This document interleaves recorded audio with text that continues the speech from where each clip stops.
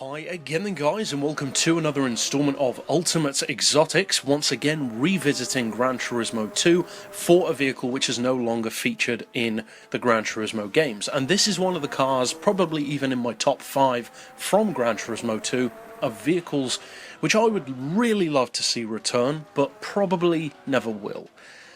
Definitely not on Gran Turismo Sport, I would say, maybe after that, but even then it's unlikely. And the car in question has two forms, as many of the vehicles on GT2 do, and it's one of my favourite cars in real life as well. It's probably my second favourite homologation GT1 car, second only to the Panos Aspirated road car, but this one is of course the Lotus Elise GT1, a car which I've referenced numerous times on the channel, but now I'm finally getting to talk about it. This is a car which is fairly undervalued as far as the homologation vehicles go.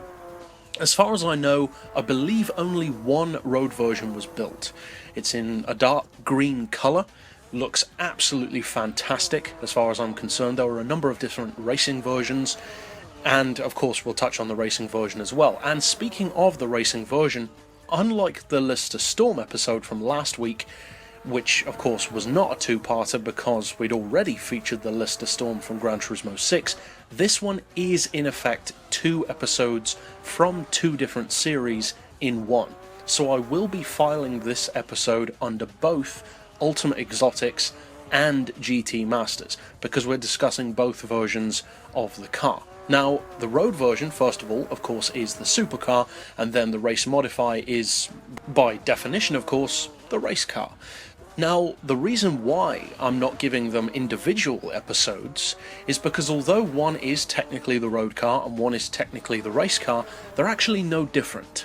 Because apart from the fact that you can adjust the downforce on the race modified version, whereas the road car has fixed downforce, and of course the livery is different, which is the most notable change, nothing else actually changes.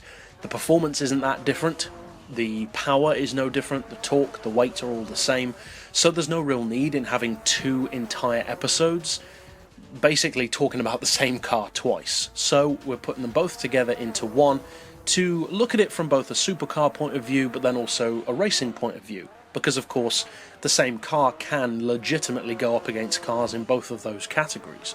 So first of all, what is it like in its initial form, the road form? Because to be fair, it's expensive. 1 million credits is a lot of cash for this vehicle, especially when many of its rivals are long established and extremely good. The Nissan R390 road car, for instance, has always been one of the fastest street cars in the game, especially for its power, and the Toyota TS20 GT1 road car, although ill-fated as far as Gran Turismo goes, it's only been featured on a couple of the games in a very short time, is notoriously good. It's basically the fastest car in the game, in a straight line, and one of the most powerful as well, with almost 1,000 horsepower, but we'll get to that one in a different episode, of course. For this one, it's got good specs, but it's not monstrous. The engine is a 3.5 litre, it's naturally aspirated and fully tuned, which is essentially stock for this car because you can't do anything to it. You're looking at 613 horsepower, which is pretty nice, just under 400 pound-feet of torque, which is good enough, and it weighs in stock form 900 kilos, which is what I'm using in this part of the review with the road car, but then for the race car I decided to do the tuning, which you can do to both, which drops it down to 803 kilos, which is very impressive. Now the horsepower per tonne in that peak form is 763. That is really good. That's very high. Certainly more than good enough to take on many of the other GT cars in the game.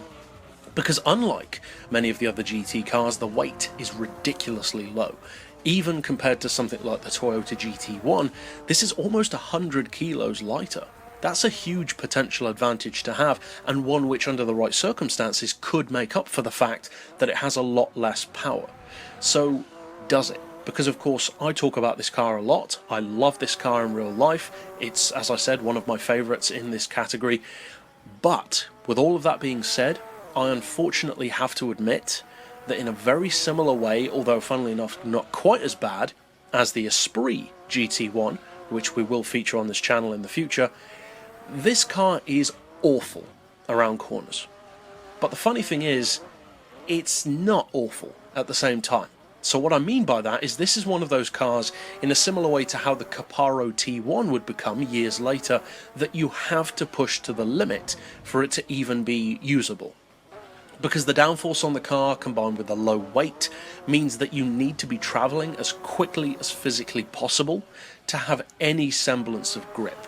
If you go anything but full on through a corner, the car will constantly be trying to oversteer, to spin out. And to give you some perspective on that, as you guys know, I prefer and tend to use as little or no camber, if at all possible, on the vast majority of my cars. In the case of this one though, it's got camber. 4 degrees of camber, front and rear, as well as very, very heavy duty diff settings, full downforce, and a total focus on cornering, and it is still awful. Borderline undrivable if you go below 70 miles per hour.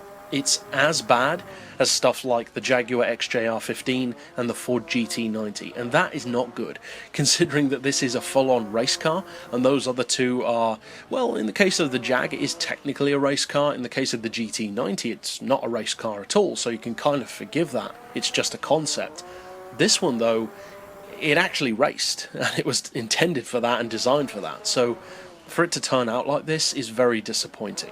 At the same time though, the reason why I said it's not awful technically is because if you do push it to the absolute limit, with of course the right tuning settings, it will actually go through corners incredibly quickly. It can easily take on many of the other top tier race cars in the game, but the problem is it's very difficult to, first of all, have the courage to push the car that far, because with most vehicles, pushing it as hard as you have to push this one would result in going off the track immediately, whereas with this car you have to tune it in the right way and then trust that the downforce will carry you through, and 9 times out of 10 it will, but trusting that is a very difficult thing. The second issue is that even if you do manage to keep that kind of focus, you have to keep focused full on all the time. When you're driving this car, there is no moment where you can relax. Even on the straights, it's extremely twitchy and likes to weave around all over the road. So it's the kind of vehicle that if you love it, like I do, then you might be able to push through the extremely bad downsides that this car has and really push it to the limit to get the best out of it. But for anyone who isn't a super fan of the Elise GT1, it's literally not worth the effort, because there are quite simply faster cars that are also easier to drive. The Toyota TS20 is a perfect example. The handling is superb, the performance is insane, far faster than this one. So if you're looking purely for that kind of absolute performance, you'd quite simply be better off getting the R390 or the GT1, or to be fair, even something like a Lister Storm from last week handles far better than this car does. This is much more of a passion project. If you love it like I do, then you might be able to push through and enjoy it for what it is. But I guarantee this, regardless of what tuning you do to it, the car will annoy you. It's infuriating to drive, at least for the first few laps, because you will constantly be trying to wrestle against the car, trying to spin out, to slide out, to burn up its tyres, to grab the grass, and because of the fact that the weight is already so low, making it lighter doesn't really help. It actually makes matters worse. So overall, it's definitely a challenging car to check out, and I do still love it, especially in real life. It's certainly a car to check out if you play Gran Turismo 2, it's one of the biggest highlights from that game. Just don't expect everything from it if you've only got 1,000,000 credits to spend. You could spend them better elsewhere. But that's it overall for this particular pick. I'll see you guys next time, and as always, thanks for watching.